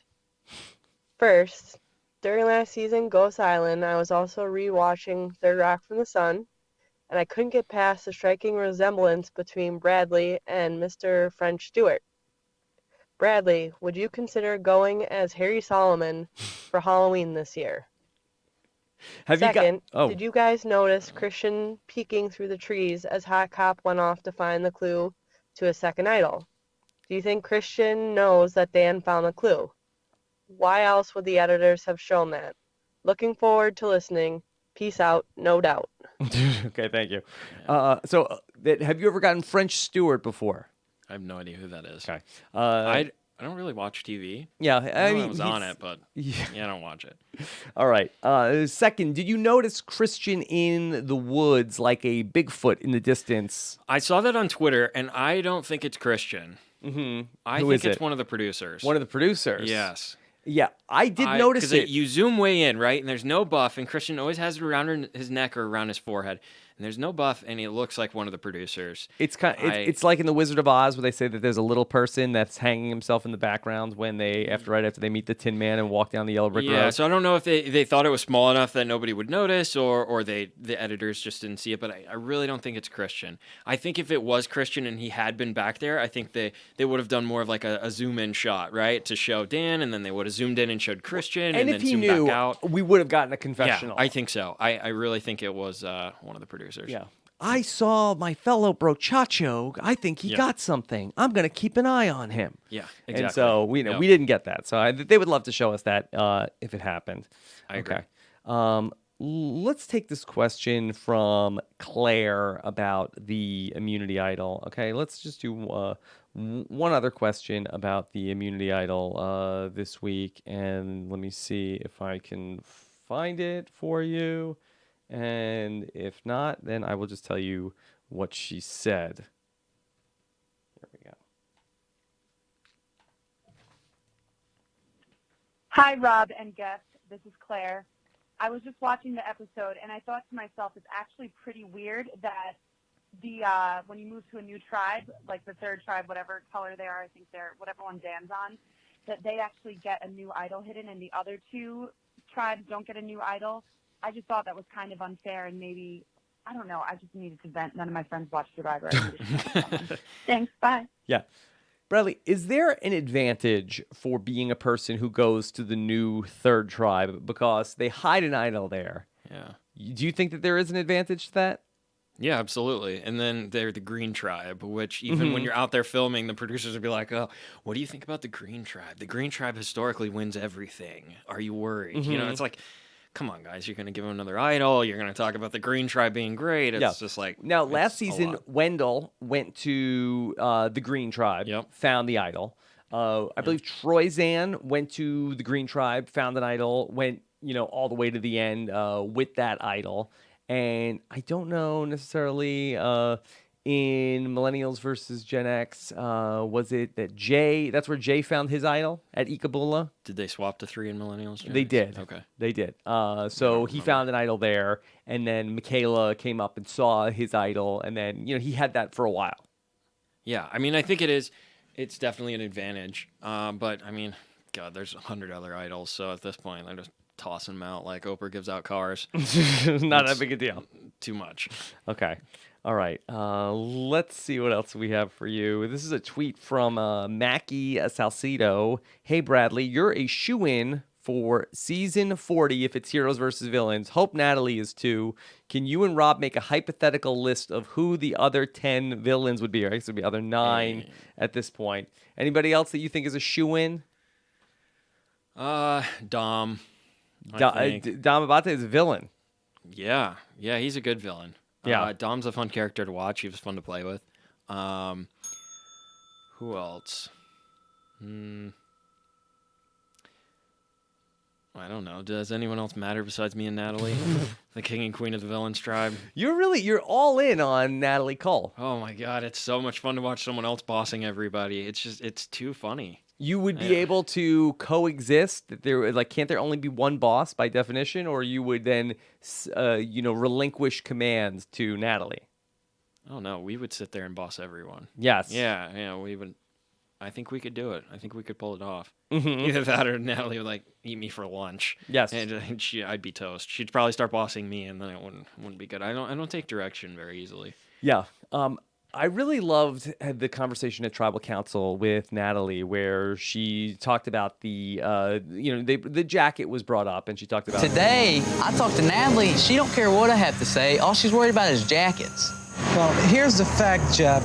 I'm in sales. Now, first of all, I didn't know this about Natalie. No, I didn't either. What does she sell? These T-shirts, apparently. Yes. Oh, I don't know. Give me that T-shirt. Give me that T-shirt. That I didn't know that she's in sales. Yeah. Hopefully that she's just doing it for fun, because she doesn't look like a very good salesperson on the show, unfortunately. Yeah, I don't. What does she do? I'm not even sure. I'm not. Well, I know she's in publishing. I thought that's what she was. Now, does she sell ads in the publications? Oh, I mean, maybe. I don't know. Does she use the same technique to sell ads to people? Yeah, that would be a fun technique, right? You call somebody and you're like, "You're dumb. Do you want to sell more? You're going to advertise with my newspaper or magazine or whatever she has." It could be fun. Berate the people into giving you money to advertise. It could be a new tactic. How you feel about giving up your jacket? I mean, yeah, I like to be direct with people, right? If I want something, just ask for it. But Natalie takes that to a whole new level. There's no tact in that. Just walk right up. I'd like that jacket. Mhm. More props to her. Do you think that Nick was too upset about the jacket request? Did he take it too seriously? Maybe it's bizarre. It's bizarre, the things that you end up talking strategy, like using as a vehicle to talk strategy, right? They're using this jacket when it's really who are we going to vote off? It has everything and nothing to do with the jacket. So yeah, I guess in that guise, then no, he didn't take it too seriously, but it sounds ridiculous. It makes perfect. It's one of those things where when you're out there, you're playing, you're like, let's talk about this through the jacket. And then you're watching it back on TV and you're like, wow, we're super lame. Talking about this jacket all the time. Yeah. Okay. Let me play this question for you. And I thought this was a little out there, but maybe you can make sense of what this caller is talking about. Rob, this is Count Chocula. Do you think Nick is a vampire? Okay. So this is Count Chocula, the guy from the cereal. Okay. The vampire on the cereal. and he wants to know if Nick is a vampire, but then he's laughing like the Count from Sesame Street, which I don't know if Count Chocula laughs like that. I don't think he does. Why would Nick be a vampire? I mean, he does kind of look like one of those Twilight characters. So okay. So he looks. I mean, that's what I've seen on Twitter, and then someone said it, and it's like, okay, yeah, sure. Oh, people! This is a thing. People are talking about this. Yeah, I've read it a few times on Twitter. Wow. Kentucky Nick is could be like the new Edward Cullen. Yeah, whatever that family of those vampires on that show was. All right. So then, will there be some sort of a novelization about following the exploits of Nick? I don't know. He's a good character on the show. Yeah, he's been fun. Yeah, no, he's good. What's funny is he does. Now that somebody said that on Twitter, right? And I looked, and I'm like, yeah, he does kind of look like what you'd expect a vampire to look like when you see him on TV. But it's funny because that didn't hit me when I met him in person. Yeah. He just looks normal. So you didn't see that, but Count Chocula thinks he does. Yeah, but there's something about when it's like raining sideways that he kind of looks like one. Okay, so we'll be on the lookout for that. I think there's no evidence that Nick is a vampire. No, Nick is a very nice person. Yes, I don't think so. I don't think that's the case. But maybe vampires are nice. I don't know. Okay. Yeah. You want to take a phone call? Yeah, let's do it. it. All right. Let's see how this goes. Let's go ahead and try to patch in one of our callers. This is somebody that I believe is a big fan of yours. Let's try to patch in. Did you get Debbie? No, I wish. We could call her. Let's patch in a caller here and see if we can get him on. Tyler, are you there? Hey guys, it's Debbie Warner here. Okay. Yes. Tyler, how are you? Nick, I'm doing great today. How are you guys? And Bradley, I am a huge fan. You were my favorite part of Ghost Island. Hey, thanks, Tyler. Okay. Tyler, go ahead. What's your question? Out of curiosity, I was wondering if Bradley were on the season, who would he want to work with most, and who would he most want to target? Okay. If you were on this season, okay, Natalie is out of the picture now. Who would you work with out of the remaining players? I am enjoying watching Dan. I think he'd be fun to work with. Let's see. Christian is cool. I don't know. I would take the less cool kids. I love Lyrsa. I think she's really awesome on the show. Natalia was a fun player. I didn't think we got quite as much from her. It would have been nice to get a little bit more, but more excitingly is who I don't want to work with. Okay? Yes. Yeah. Enough of that being nice. Angelina's offensive. Allison. Wait, what do you mean she's offensive? I don't know. It's just the way right from the very beginning she's standing on the mats and she's like pandering or patronizing the Davids, and it just she comes in and she's like, oh, I went to Stanford and all this stuff. It's like, whatever, and she thinks that makes you super awesome. It's like, it's what you do with it, Angelina. But that feels like that, with all due respect, that something like you might say. See, yeah, okay. Based on the like edit, this is like self-loathing. Maybe. I mean, I would never. I don't run around and talk about where I went to school.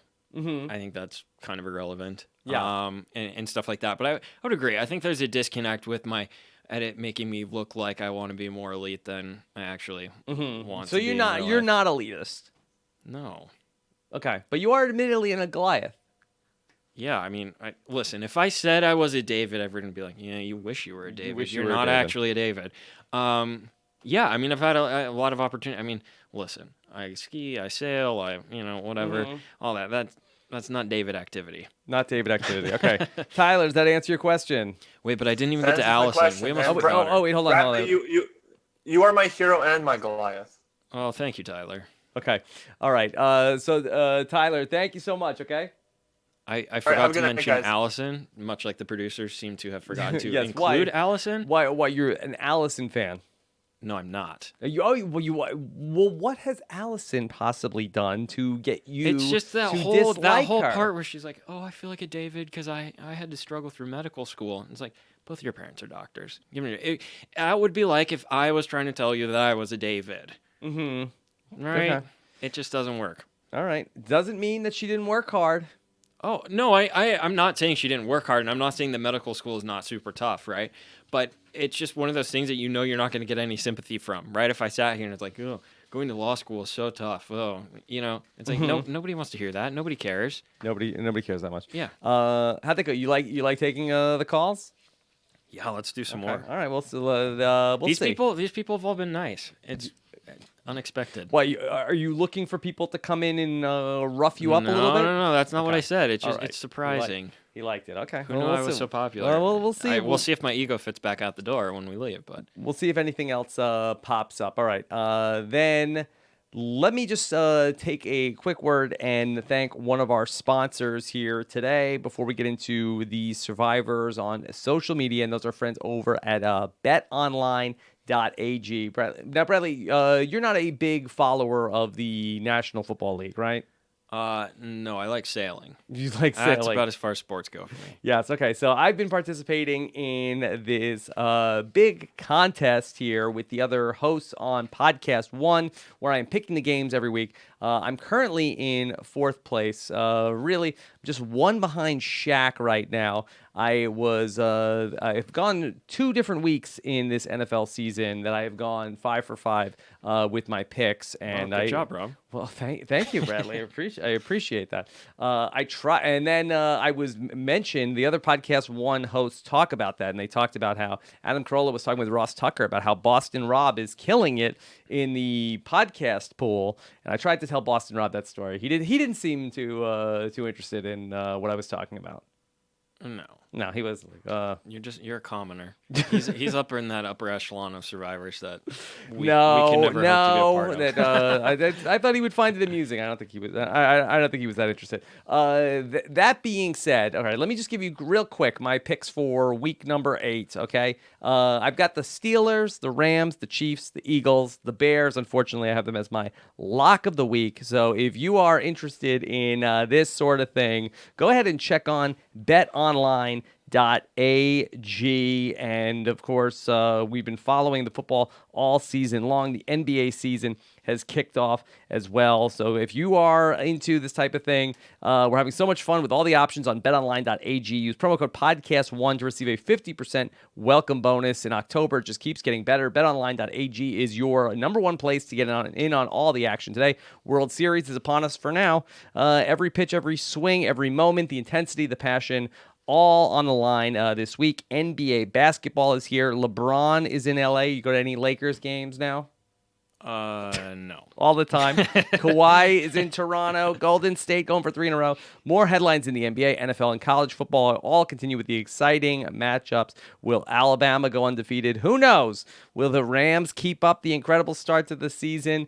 So much to check out on betonline.ag for a sports fan. This is the best time of year. Use promo code podcast1 to receive 50% off sign-up bonus. That's podcast1 for that 50% sign-up bonus at betonline.ag, your online sportsbook experts and exclusive partner of the Podcast One Sports Net. How you doing? Is it getting too hot in here? No, it's good. It's gotten a little hot. I hope all your players or whatever make the tackles they're supposed to Thank this week, you. so you keep winning. Yeah, maybe you can do better than 4th. I appreciate that. I'm in a very heated, also Survivor Fantasy Football League. Yeah, you're in that one. Yes, the coconuts or whatever. Yeah, the rotten coconuts. Yeah. Again, very contentious fantasy football trade. I heard you guys have alliances. There's alliances going on. Well, I don't know. If you don't know about those, Rob, I don't know about these alliances. All I know is that Jeremy Collins is taking advantage of people left and right, and that there was a very highly contested trade this week between Jeremy Collins and I think it was Sarah Lucina. No, it was. Right? Was it Dom? Because he was doing that poll on Twitter. He's the commissioner. Oh, okay. I told him I didn't think there was any collusion, so I thought it should stand, but it was not. It's not a great trade. All right, let's go ahead. Let's get into talking about what's going on Twitter. Here we go. Tweets, baby, tweets. Survivor tweets. It's better than a jacket to preserve your heat. Tweets. Okay, thank you. That's Jacob from London. Okay. Thanks, Jacob. By the way, if anybody in the patron group wants to call in, we'll take some more questions for Bradley if you want to call in between now and the end of the show, okay? So get ready. All right, let's talk about what's going on the social media. Let's Lirsa, I think was getting a hard time from people. She tweeted, people need to remember we are all real people here. Everybody has their favorite, but bullying, cursing, and being mean is uncalled for. Just take a second before posting things. We don't know the state of mind of the person on the other side. Let's all enjoy the game. Were Natalie fans saying that it should have been Lirsa to go home? Yeah, I think Natalie fans were upset that Lirsa voted out Natalie. It's ridiculous. I mean, I've been there. And it is a lot of hate coming. Boy. I mean, I can feel for Lirsa because it's ridiculous. It's a TV show, a good one. And that's fun to watch. But like, come on, there's a line there, and a lot of people blow right through it. Like, I mean, hundreds of tweets worth. So I can feel for her. But you're almost encouraging them when you're like, hey guys, let's be nice, you know? Because then you're like, oh, maybe I should send a tweet. Yes. You know. Do you feel like that maybe the Natalie fans were mostly upset about Lirsa and Natalie's disagreement about how to prepare the eggs? Do you think that there were a lot of cook all the egg truthers that were out there that were mad at Lirsa and her opinion that they should leave the eggs and not hard boil all of them? No, I tend to believe Lirsa with the eggs there. Yes, you think that she was right. Yeah, she's I like Lirsa. Yes. Last season that we had gotten together and for a good cause, we were able to put together a song. We collected so many different musical artists to get together for a good cause to tell people to be nice to Bradley and not bully you online. Yeah. Yes. Did you appreciate I don't think that? the song worked, friends. Oh no. Which is okay. There you go. Yeah. We'll see. I mean, I'll try to play that at the end of the show. I don't have it at the tip of my tongue or my soundboard right now. So we'll close the show with that, Okay. reminding people to be nice to Bradley. Or don't. I don't care. Okay. This was from Randy Bailey on Twitter. Randy Bailey, who will be our guest next week on the podcast. Randy's great. Randy, we'll talk to him after episode number 6, and we'll talk to Allie Lasher on the Feedback Show next weekend. Randy Bailey said, can't wait to listen to at Jessica Lewis 89 and at David Bloomberg's Why Blank lost this week for the Natalie boot. The show could last until Thanksgiving. Randy. Yep, it could. That was uncalled for. No, that was hilarious. We need more Randys. Yeah, there's too many nice people out there. Maybe season 40 should just be villains versus villains. Villains versus villains. Because the heroes make bad TV. I think it should be villains versus villains. Eric Reichenbach tweeted, let's play #Survivor Halloween. I'll go first. I want to suck your blood and keep my jacket. #Survivor, #vampires. Is that a Nick Wilson joke? Is it? That he wants to keep his jacket? Is Eric Reichenbach? I mean if it's a joke, it's not a very good one. Why are we talking about vampires again? I don't know. I see the vampire thing, but Eric Reichenbach is in on this too? I don't know. I think one comment about the vampires is it's really enough. gone far. It's Halloween week. Everybody's gone cuckoo talking about the vampires. All right. Yeah. All right, let's. I'm done with the vampires. Bradley is done with it. All right, people, stop saying it. Bradley is done with it. I have so many good Bradley quotes. For me, the hardest test out here is like to not be a total dick. It seems to be a test again today. Were you surprised that they let you say that on TV? I don't remember saying that. What? No, I mean, who said it? No, I know I said it. I'm saying I don't remember when I was out there saying it. So when I watched it, I almost fell over on the couch. I was laughing so hard. It was just like, I mean, it gets a little dicey when you don't remember anything you said because then you're like watching it for the first time. Yeah, you were in, as Eric Stein likes to talk about, the fugue state. You don't really know what happened. Here's another one from Bradley. home, guys. He wouldn't even sure it's believe been the a squall. long ride, huh? Oh boy, I was so happy in that moment to be going back to Navidi. It was unbelievable. You wouldn't believe the that squalor. That was not hyping anything for the cameras there. I was like almost crying tears of joy. Here, how about this one? Up until now, I just thought he was kind of this fratty bro that liked to hang out with Jenna and Stephanie. Is that about Michael? I think it was about Michael. Yeah, Michael's cool. Okay, so you like Michael now? Michael and I are actually very good friends. Yeah. More so than you would think from watching us on shit. What on is the he show. up to these days? Instagram? Yes. I don't know. Who sells more real estate, Michael Yerger or Kara? Well, I don't think Michael does real estate anymore. Oh, he's just full-time modeling? I think. Okay. All right. He would probably disagree, and he probably will, but yeah, no. Michael at one point said, I'm at the point in my life where I don't need a 9 to 5 anymore. I don't need a So- 9. Is he retired? Yeah. He's How old is he, retired like at 20? 19, 20 now? Yeah. Okay. Yep. All right. Good on Michael. Yeah. Good for Michael. Okay. Our great friend Bryce Isaiah, the Purple Pants Badass, he was not happy with this week's episode. He started talking about, here we go with these damn chickens shaking my head. Let's see how much camera time they get this season. He does not like when the chickens get a lot of airtime. That is for people only. Not chickens. Yeah, I don't think we need a whole lot of storyline about that either, but I'll agree with anything Bryce says. Yes. Bryce is great. That he was very upset that Natalie got voted out. He tweeted, Lord Jesus, take me now, not my grandmother, Natalie. Long live the queen. That was a pretty good impression. Well, it's easy to do because he spells Lord with 4 W's and 5 D's, and he puts 4 A's on the end of grandmother, and I know where to put the emphasis because of how he used it. It's all spelled out very phonetically for me. So thank you to Bryce. Too bad we can't get Bryce to call in. We got engaged at Heart to Reality, Bryce and I. You did? Yes, very drunkenly. Yes, well, you are part of his 2019 calendar. Yeah, this is funny. I didn't listen to that podcast for a long time, and I'm like, what did I do to get in that calendar? Like, I don't really go to the gym, and then I finally listened to it, and I'm April Fool's. No, it's not April Fool's. Yeah. You are Mr. April 20, and those calendars have been printed.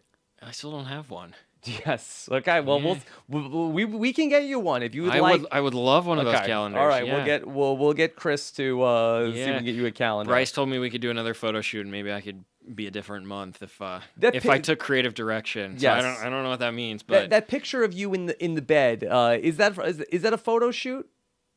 yeah, it's Well, a that was photo just- shoot just- Michael and I did to be funny. Okay. Yeah. Just messing around. We were actually on the gave you roof of pointers. an Airbnb. Yes. Yeah. So we posted the same picture at the same time, although the same picture might be a stretch because Michael looks like he is doing it on purpose, and I look like it. It's bad.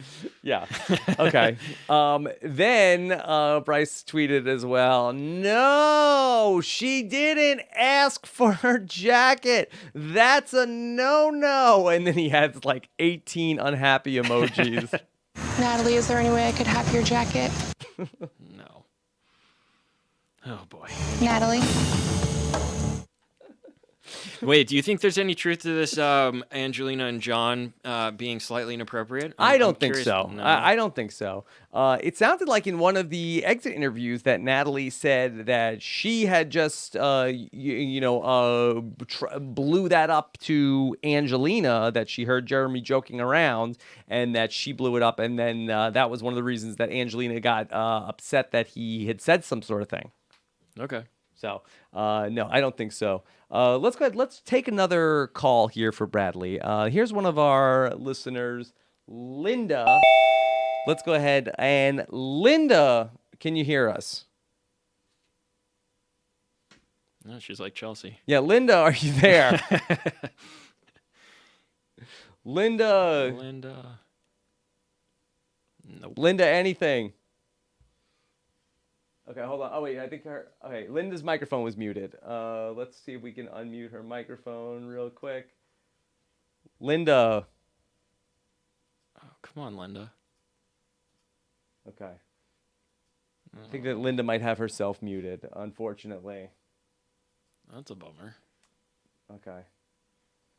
All right, Linda, we will try it. All right, we'll see. We'll see if we can get you unmuted at some point. All right. Sorry about that, Bradley. I know you get excited to talk to. I know. I was ready to talk to Linda. talk to one of the callers, but yeah, this is fun. Sorry. More callers. Okay. All right. If we get somebody else for you, we'll patch that through. Okay.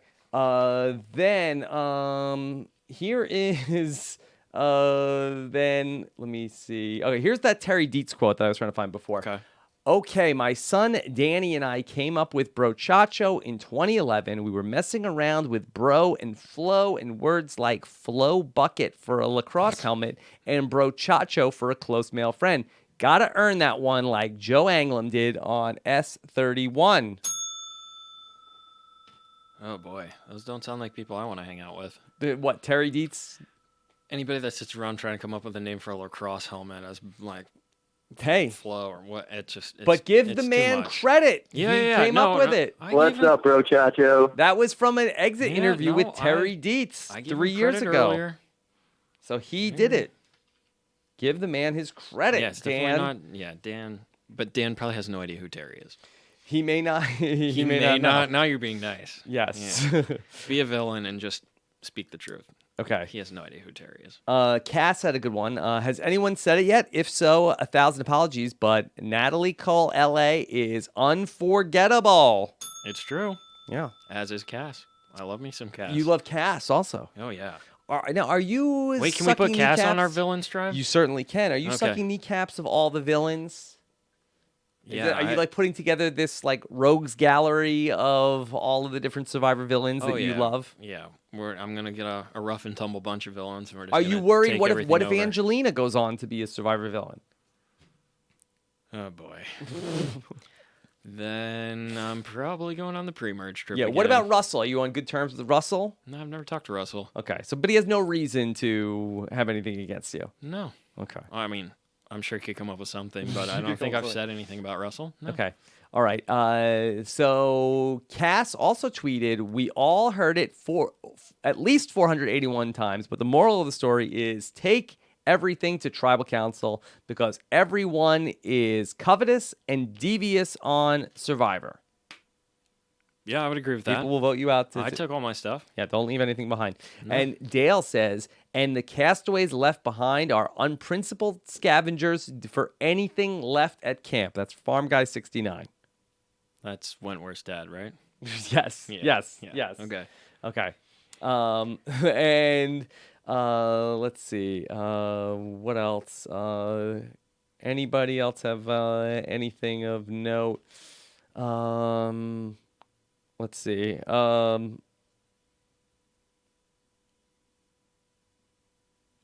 James Lynn, your friend from Ghost Island, he said, note to self, if I ever go back on Survivor, be very careful in choosing your outerwear. Hashtag, can I have your jacket? Yeah, that might be a note he doesn't need to keep. Oh, come on, Bradley.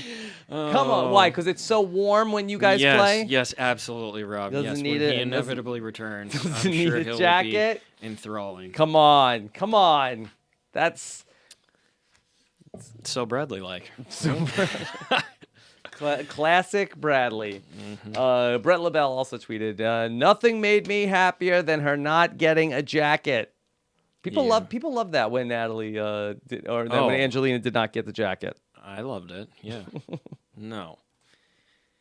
Natalie. She got a great look too. She's just like stone faced, straight ahead, did not even turn to look. It was perfect. Yeah.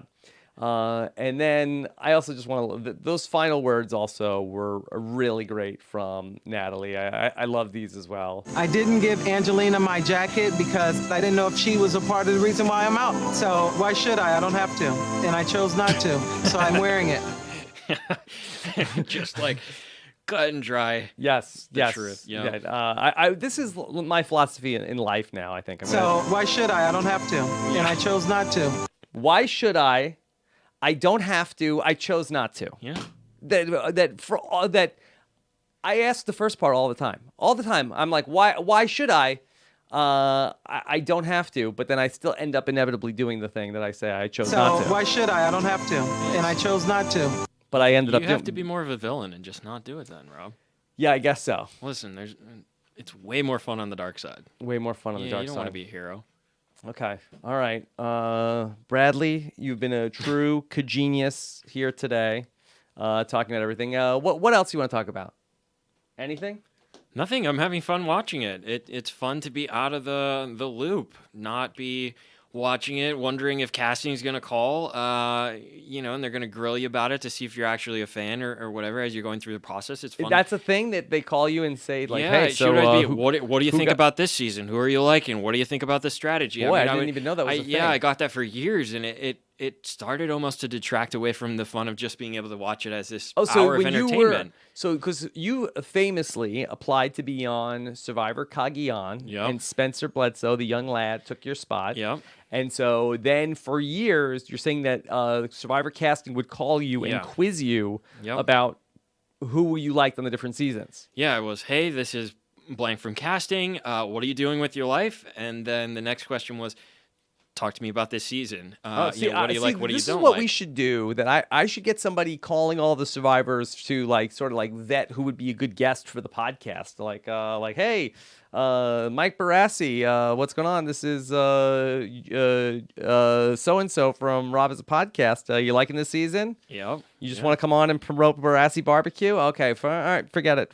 Have you been watching the season? Yeah. Important things to ask. Yeah. Important things to ask. So it's been fun watching, wanting nothing out of it. I had my Survivor experience. It was awesome, and it's kind of fun to be a fan again.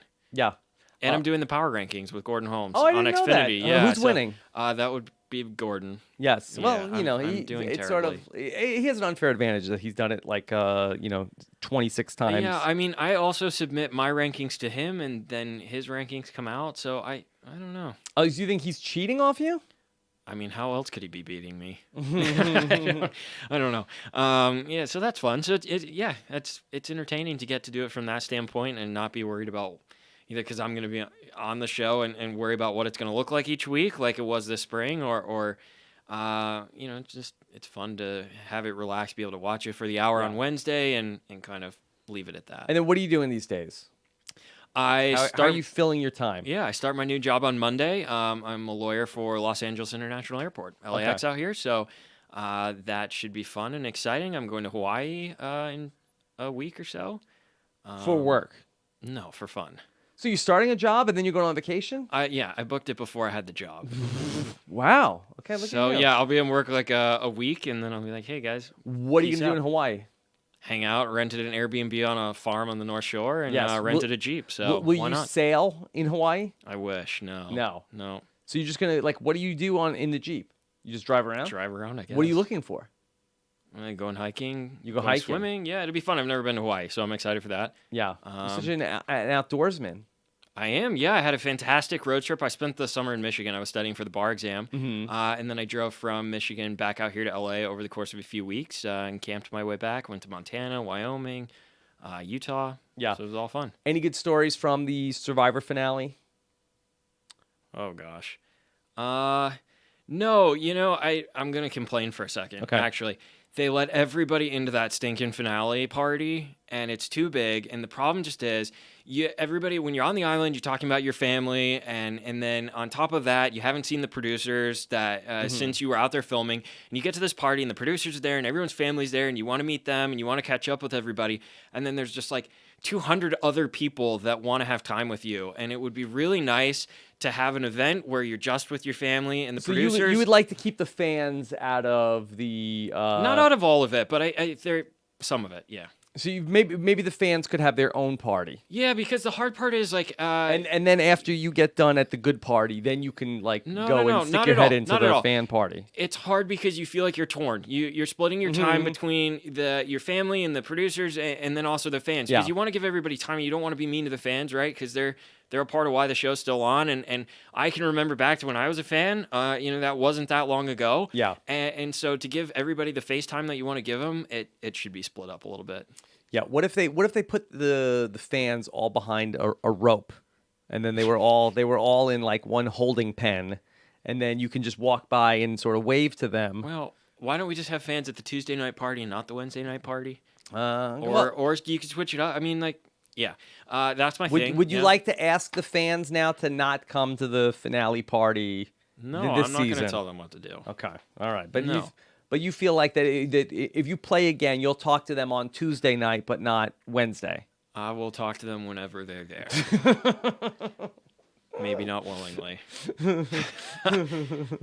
Okay. No. All right. Yeah. Bradley, do you have a hashtag for this this wonderful podcast? I mean, I'm wearing a hashtag. Everything- So I feel like we have to make it. Yes. podcast. Can we twist this to make it more Bradley centric? Everything about me speaks power. Bradley's power. Bradley is power. Powerful Bradley. I Powerful, don't know. Powerful Bradley. I'm not very good with those one-liners. We have so many. We have so many quotes though. Let's look at my Bradley soundboard again. Is it true that you popularized the phrase "Let's go" on reality TV? Is that true? Let's go. It's possible. Mm-hmm. I mean, Good job, guys. Maybe it should be hashtag good job, guys. Okay, I good think job, that's guys. hilarious. All right. Yeah. If people think we did a good job, okay. Yeah, probably not. I was probably too mean. All right. Yeah. But this was so much fun. Did you have fun? Yeah, it was a total blast. You It's en- really cool to be in here. You watching enjoy the doing this? podcast. Yeah, it was super fun. Yeah. Okay. Yeah. Well, it was so nice. It was so nice to have you here. Yeah, thanks for having me. Okay. And we are going to go into the Wiggle Room, which you don't listen to. Is it because you don't like Josh Wiggler? You don't like the wand off? What is it? Oh man, I was so unfriendly in my pregame press. Yes. Yeah, I do listen to it on occasion. Once in a while. Yeah. Once in a while. Okay, so I'm going to be back together with Josh Wiggler on Monday. So get those the wand offs are just rolling in right now. So we've got a lot of stuff to get to. Hopefully there'll be no bonus wand offs, just a regular wand off this week because it's too much. It's too much to handle. Okay. All right, so we have that coming up on Monday, and then special Halloween week know-it-alls. I will not be live with Stephen Fishback. Do you have any big Halloween plans? No. Okay. So I will be with Stephen Fishback on Wednesday night, but we will not be live. We will be recorded, and we will have that podcast and video up for you guys later Wednesday night. I have some trick-or-treating obligations that I have to get to. What are the kids going as? We are the Incredibles family. Okay. So we all have a role. I'm going to be Mr. Incredible, although some people are incredulous about that. I'm not going to name names. Nicole is going to be Mrs. Incredible, a.k.a. Elastigirl. And then Dominic is going to be Dash. And then Anthony is Baby Jack Jack. Okay. Yeah. I'm We sure don't Instagram have a will be excited to yes, see your we don't have a costume. Violet if you want to jump in. Oh, me? Yes. Yeah. It's a long drive. It's a long drive. This is a question that we got. Somebody wanted to know if you'd be interested in babysitting. That's from I think that's because I was Sam banned, right? You do that thing and you're like, oh, would we let them watch the kids? And Nicole's Well, like, look, oh, sometimes no, we're in a not at tough all. spot. So, Yeah, you'd have to be pretty desperate. but what if we were? I mean, the kids would be safe. They would be safe. Yeah, I don't want to get sued. Yeah. I prefer to do the suing. Yeah. You know, Nicole recently talked to Jay Starrett about babysitting. Jay's cool. Yeah, she said that although I gotta be honest, his rate was a little high. His hourly rate, it was a big ask. Yeah, you could send the kid. It looks like Jay and Adam and now Cole from 35 are all slumming it somewhere here in LA. So you think that- why don't you just send the kids over to the frat Yeah, well, house? we got to figure out what would be the rate to just go drop them off there for a couple hours. We have somewhere to go, and then I mean, is it more? you know, they might have to charge a high price because they would need an insurance policy. And you never know. Yeah. Adam would be very responsible. He would be, the best of the best. He would, yeah. He would be very responsible. with Adam them. is fun.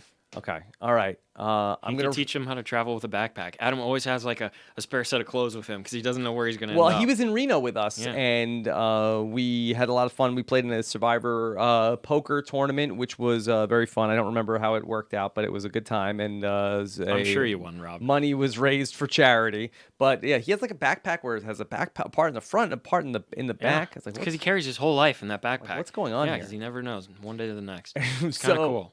Anyway, want to thank, of course, the patrons of Rob Has a Podcast. We have a special message for the patrons. Bro, thanks guys very much for support. Yes. Reeves. So that thank you. That was Christian Reeves. Very emotional after the immunity challenge win. Yeah. Yeah. It's a little ridiculous when you watch it on TV, but in the moment, it's like the happiest feeling you It could was possibly real. feel. It was real. Uh-huh. So, of course, thank you so much to the patrons of Robin's Podcast making all of this nonsense possible. For more about the all the different beneficiaries of being a Robin's Podcast patron, go to robinswebsite.com/patron. Bradley, thank you for being here. If people want to follow you on social media, now this Twitter handle is a mouthful. I know you don't like it, but if you have a it. better one, let me know, because the problem is my first name, last name, I think is too long. Yeah. I go back and forth. So if anybody has any serious ideas, yes, okay. I'm not going to turn into So it's dirt or sand. It's but Bradley _R_K. What's the R for? Why is my there middle name? Middle name? Nobody knows your middle name. Robert. No, it doesn't. You'd be better off with Bradley _K. Nobody knows your middle name. Well, they do now.